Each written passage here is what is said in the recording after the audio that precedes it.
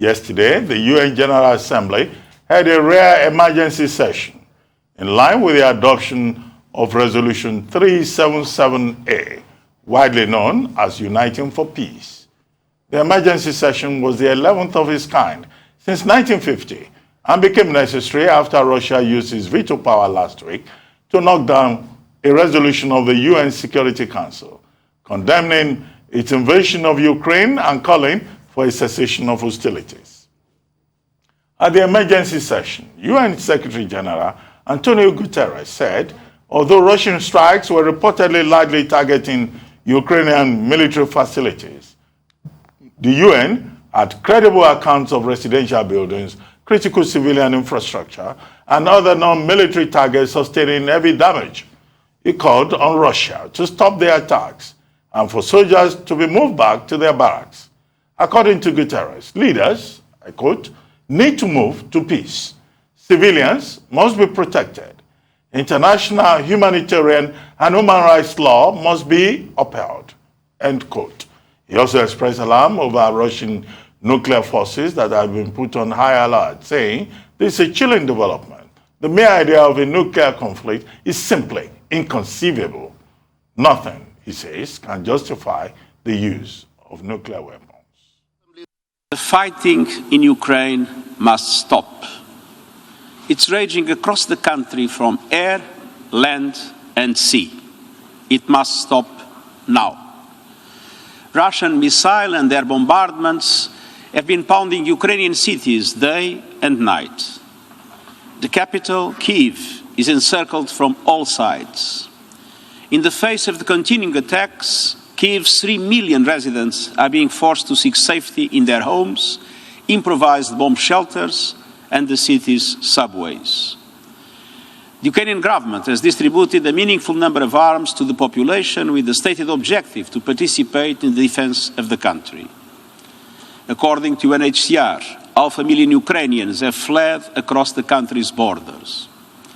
Although Russian strikes are reportedly largely targeting Ukrainian military facilities, we have credible accounts of residential buildings, critical civilian infrastructure, and other non-military targets sustaining heavy damage.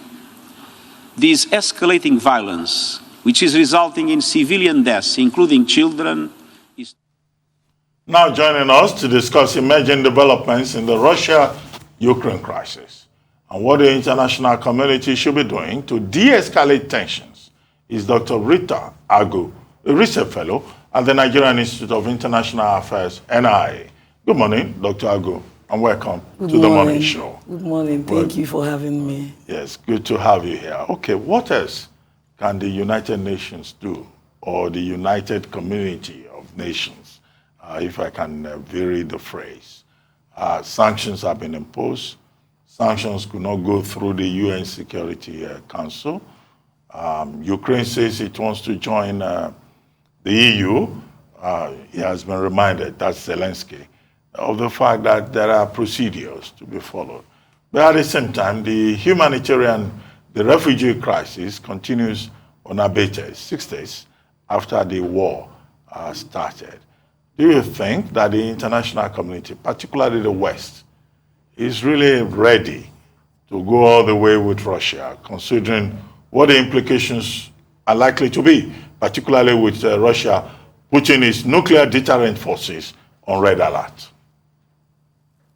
Actually, first of all, I want to commend the Secretary General of the United Nations for the bold step of having the Emergency General Assembly meeting. In as much as he has started giving talks now, as in discussing issues now, I think it's going to be fruitful. And under international law, we have the general principles of international law, which Russia, Ukraine are members of the United Nations, and they have to respect the principles of international law, which include respect for sovereignty. There is also the freedom of human rights. They also have equality of states. So there are so many of them, they have to, non-intervention, there are so many principles which must be respected by the Russian government. And based on the charter, all the countries that are members of the UN agreed that they will abide by those principles of international law. The jus cogens, yes, it is called. Which the Russian government are not abiding by. And I respect the Ukrainian government, what they are doing now, their president, because instead of just surrendering and giving up, I like how they are staying and fighting to see if they can assert themselves. And in respect of the Western world, I think this is the first time EU is coming together to say, I'm going to help a country. The first time they are coming together. Before, it used to be maybe different countries coming, maybe France will say, okay, I'll help this country. But now they are talking in one voice. They are agreeing in one voice to help Ukraine. So, and I believe it's going to be fruitful. We certainly hope so. I mean, even Switzerland, that's typically neutral, has entered the fray on this Ukrainian matter. That's how seriously the whole world is taking it. And we've seen the economic sanctions that have already had an impact on Russia, but have had no impact thus far on Vladimir Putin. So let's talk about the efficacy or otherwise of sanctions. As a recent example, you saw in Venezuela, when America imposed sanctions on Venezuela and completely crippled their limping economy there, in response to the sham elections held by Nicolas Maduro. But he's sitting tight. The American candidate who they want, Juan Guaido, has not been sworn in. Nothing has changed there. So sanctions don't seem to have any kind of immediate effect when a dictator decides to throw caution to the wind. Will that be any different in this case? What will actually make the difference with regards to sanctions? In the short run, it might not have any impact, but in the long run, it's going to have an impact. Most of the wheat, the pasta, the mackerel fish that are exported from Russia, is going to be affected because a lot of people are not going to do investments with them. There will be no foreign investments from that angle. It's even affecting us in Nigeria here. So it's definitely going to affect them. If you look at the price of bread now, it has gone up because the wheat comes from there. So it's a big problem. It's going to affect them. And even, they supply gas. It will affect the Russian people, but would it affect Putin? Is Putin in the correct mental state? I also have to ask that question. Because there's a position now that's been advanced that he's sort of taken leave of his senses. Even President Macron of France has said in recent times that he's interacted with Putin. Suddenly he's changed. There's this narrative being pushed that Putin has, lost the plot. So is he reasonable at this point to look at the suffering of his people and how his people are being affected? Well, I don't think he's really looking at his people. He's looking at his power, the might. That's what he's looking at. He's not looking at how they are suffering. Unless they wouldn't have even started in the first place. Because they should respect the principles of international law. They are supposed to settle disputes amicably. This is one of the principles which they are part of. They are supposed to discuss on ways they could settle issues with Ukraine. They didn't need to go to the level which they have gone, even threatening nuclear weapon and all that. So I don't think they were supposed to get to that level. So the dynamics as at this morning of the war has changed because Putin has also violated the Convention on Cluster Munitions that was set in Dublin in 2008. It's been said that in the city of Kharkiv, he used cluster bombs. Yes. What's going to be the effect of that? Also, Turkey, as of this morning, Recep Tayyip Erdogan says he's going to shut his Bosphorus Strait not to allow warships to come through and some other strait and passageway through Turkey. And he also cited the Montreal Convention of 1919 to that effect. Can you analyze and expatiate on these two areas for us? On the issue of, the clusters you talked about, he has started using cluster bombs. This is that is under international law. You are not supposed to use cluster bombs. He has signed to it, and United States, which is the next country that has the kind of the quantity of chemical weapons, I think they are also threatening to see how they can also quell Russia. So that's part of the issues that are coming up. And also, Recep Tayyip Erdogan saying he's going to close up the Bosphorus Strait so that warships and ammunitions will not go through there because of what is going on. Yes, that's what they said. And if you notice, Putin has also entered into Ukraine, part of the sea. You know, there's a sea. Sevastopol. Yes, and they're even trying to do like a helipad where they can land on sea, do a lot of things. So that's the plan they have now. So I think that's why most of the Western countries said they want to help. Because if they invade Ukraine, even the neighboring countries, but they've invaded already. They've invaded, but if they come fully, how they want, because if they get hold of the capital, if they are able to conquer the capital, then there will be nothing remaining in Ukraine, well, and the other neighboring countries will be having problems. Let's talk about the Nigerian dimension to it. Okay. You refer to Nigeria, you refer to wheat, Yeah. and to mackerel fish. I was surprised that, in fact, we import most of the mackerel fish we consume here from Russia. Yes. My mother used to call it a jamonkere. Yes. You know, it's close enough, right? Yes. Mackerel and monkere. You know, I think it's close enough. Yes. You know, and then you know, whitings and all of that. Almost about 1 trillion naira, and that's the Bureau of Statistics, the National Bureau of Statistics, reporting that. And then from Ukraine, and that's the legal ones we know. Well, well, at least the official data The official from data. MBS between 2020, 2021, and up to now. And then from you know, Ukraine, we also import up to about $156.8 million worth of agricultural products. Ukraine, of course, is very rich in agriculture. They supply corn to Russia. Okay, what should Nigeria do? Because this war can go on, and we are here. We won't even be able to eat bread. We won't be able to eat monkere fish. You know. So, what do you think that the Nigerian government should do beyond the humanitarian issues that the government is beginning to address? I think Nigeria should diversify. That's what even additional. You know, he keeps saying it, that we should diversify. You know. Like the cassava bread. I tasted it that time, you know, they were talking about cassava bread. It was good. So I think we should diversify. Even the pasta, you know, 90% of children eat pasta, you know. So the wheat is the main ingredient that they use to produce pasta. So it's going to cripple a lot of businesses in Nigeria. There are so many companies that are into manufacturing, especially pasta, and some of the, bread and all those things. So it's going to cripple a lot of companies. And in terms of the crude oil, you know, we're kind of jumping up now. We're so happy, saying that the prices have gone up. That since 2014, we have not had it that way. I think we should be careful too, because we only export crude oil. We don't refine. So the issue of importing it back when it's refined, you know, the issue of subsidy might have to come into play again, and it might have to cripple. It might cripple the economy. So we have to be very, very careful, because now it's more than $100. I've not checked it today, but I think it's more than $100.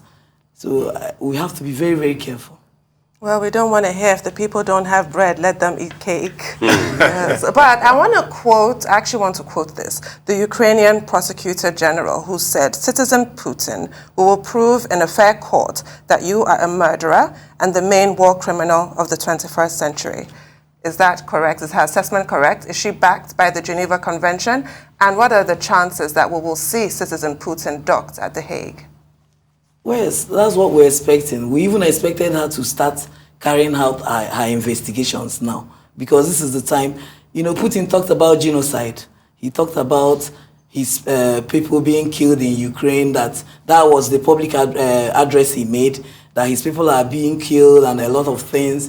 And, you know, little inquiries have been made. People are saying nothing like that. They understand. So these are part of the job of the prosecutor to carry out proper investigation so that he could be prosecuted. And a sitting president can, despite the immunity, they can bring up the charges and all those things. So that's it. But what would you say to the people that argue that apart from Radovan Karadzic, no other top European leader has been, allowed to go through the full hog of ICC? I mean, a lot of people still argue when you talk about war crimes, they look at what happened in Iraq and Afghanistan. They say, okay, why can't President Bush be questioned and Tony Blair and the likes? I mean, what would you say to people that argue across both sides of the spectrum? And number two, I want to talk about the Wagner Group. The Wagner Group is, that group of mercenaries that Russia normally use. They are currently in Africa, Central African Republic, and a couple of other African countries. Is there like an African dimension to this? Actually, on the first question, I will say that the issue of leaders of Western world being tried in ICC, I think with what is happening now, I think he will go through the whole hog, unless he steps down now. But I think he will go through the whole hog because there are issues, new dimensions to crimes now. There are things that are being done now. So I think he will go through the whole hog. So that's Putin? Yes, you think Putin will ever be docked at the ICC? He will. Okay, but I'd like to ask you. Everybody is talking about escalation, de-escalation. Do you think that, in the real sense, what Putin is doing is just showboating, and at some point he will pull back? After all, he has agreed to the talks at the Belarusian border. And Zelensky, although he's skeptical about it, he says he doesn't think anything will come out of it. Do you think that the world faces the threat of a World War III, or it will not happen? And all that we're just seeing is just showboating on all sides. I don't think there will be World War III because from the reports of the military, the Ukrainian military, they said he has slowed down, that the Russian military, as at yesterday, they have slowed their pace. So I think he wants negotiation. He wants negotiation, but he doesn't know how to go about it. And what will be Russia's expected outcomes? To stop Ukraine from joining NATO, to show strength, which is what I meant about, showboating. I think they don't want Ukraine to join NATO. I think that's what they want in the negotiation. That's what they want. If Ukraine says, as of today, that they are no longer joining NATO, I think Russia will back out. But was Ukraine ever joining NATO? This is the issue. Obviously, the invitation was extended, but they have a membership action plan that they should have given to Ukraine. This is NATO. If they were serious about Ukraine's membership, they have not. Ukraine has asked publicly several times, humiliatingly actually, practically begging, and they don't have it. Albania did not have to jump through hoops to join NATO. Right now, Bosnia-Herzegovina has been given their own membership action plan. So does NATO also, on some level, understand that having Ukraine in NATO is a bridge too far from Russia, while they don't want to give Russia the impression that Russia has the right to veto any country, because they don't. But even NATO knows not to push too far, I feel. What do you think about that? That's the first question. Then I also wanted to ask you about Germany. What do you make of Germany's intervention? Initially, Germany supported Ukraine by sending 5,000 helmets, which was generally ridiculed around the world. That's completely pathetic. But in recent times, Germany has really ratcheted up their support of Ukraine, sending them weapons now. Germany halted Nord Stream 2. What does this also tell you about the way Europe is going? Germany as well has increased their military spending, which was just minimal. Now it's going to be 2% of their GDP. Are we, you've just said we're not looking at World War III. Thank God that you said that. I'm quite relieved. But what are we looking at? Because you said earlier that if Russia does take Kiev, the capital of Ukraine, it's going to cause a problem for neighboring countries. Are we looking at some kind of Eisenhower-like domino theory that if Ukraine falls, other European countries will fall? What's going on here? On the you said on the issue of Ukraine joining NATO, Somehow their body language shows that they are interested. And even their current president, how he emerged, there are question marks. So Russia, they are watching, they are like big brothers to Ukraine, so they are watching from the sides. They know, even if the Ukraine didn't come verbally to say we're joining, from this, they've seen the relationships they are having with some of the countries. Yeah, they're a partner for peace to NATO, but they have not been given their membership action plan. They've not been given, but they feel eventually they are going to join. So that's why they are trying to stop them before they do that. Then on the second issue, you talked about the domino theory of if Ukraine should fall, then what next? Is that why Germany is getting nervous all of a sudden and increasing their spending? Yes, they are getting nervous because we're talking about nuclear weapons. We're talking about so many issues. So that's why some countries like Germany are not finding it easy. So that's why they want to help Ukraine to achieve sovereignty.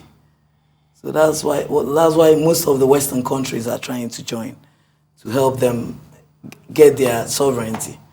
So that's it. So you are a fellow at the Nigerian Institute of Foreign Affairs. Yeah. Based on your interpretation, what does it mean when Putin says, I put my nuclear deterrent on high alert? What he means is that he can release his nuclear weapons.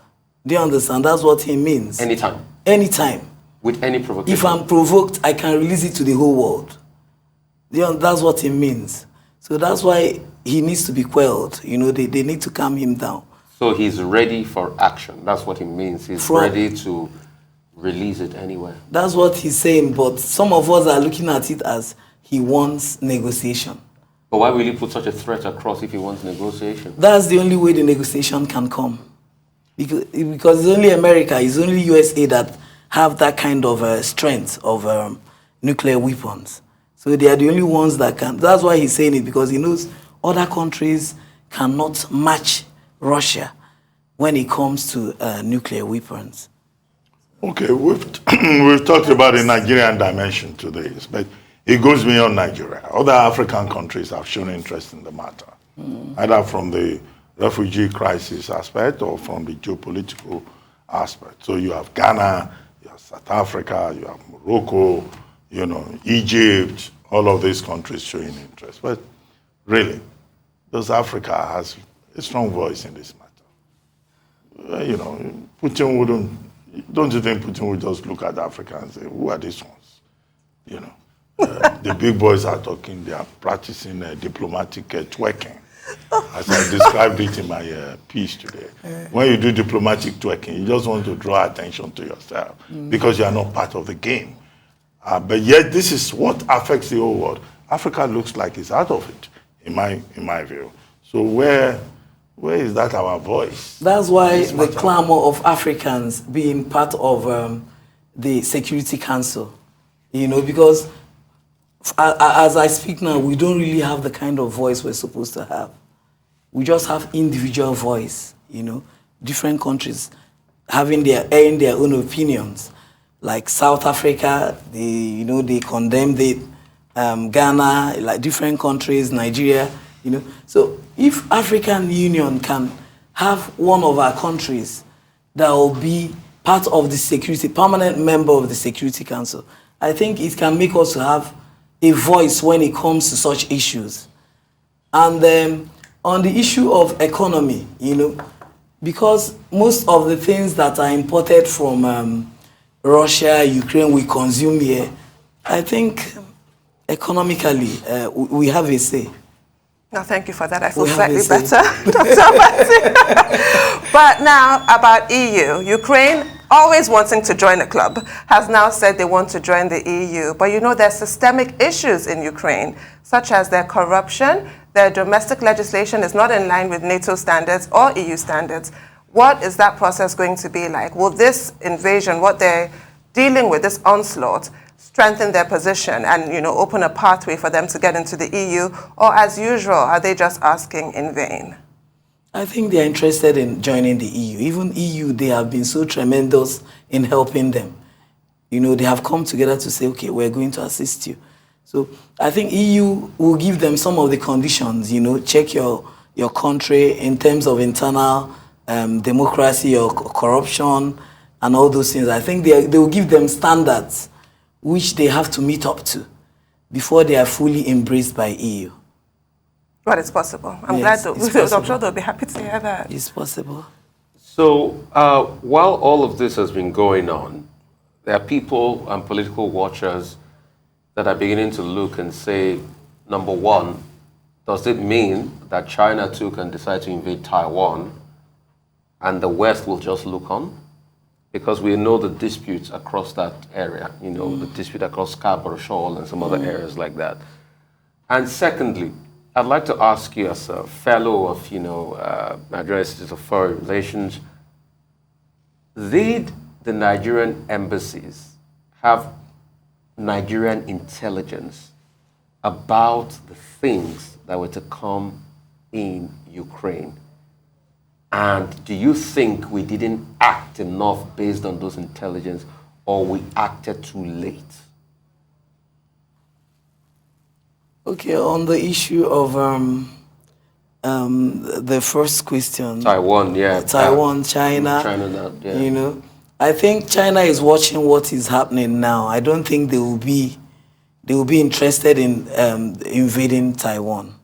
I think they will just let them be, because they've seen the way countries are coming up to support Ukraine.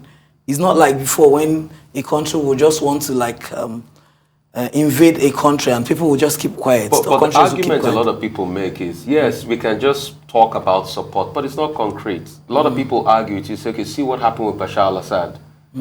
All the West did was to send in Lakhdar Brahimi first to hold talks in Syria, and nothing happened. Then Kofi Annan too came in of blessed memory, and nothing happened. So it's just talk, they'll talk. And that's why people like China now think, yeah, they have impetus. No, I don't think China will be, because China, they have transcended the level they are in now. They are like more democratic, because of their democratic. Yes, China? because of their interest in the economy of most of the Asian countries. They are kind of relaxed. Dr. Rita Agu, we have to go now. We would like to thank you very much for honoring our invitation to appear, to be here, to have a conversation with us on the Morning Show. Thank you very much indeed.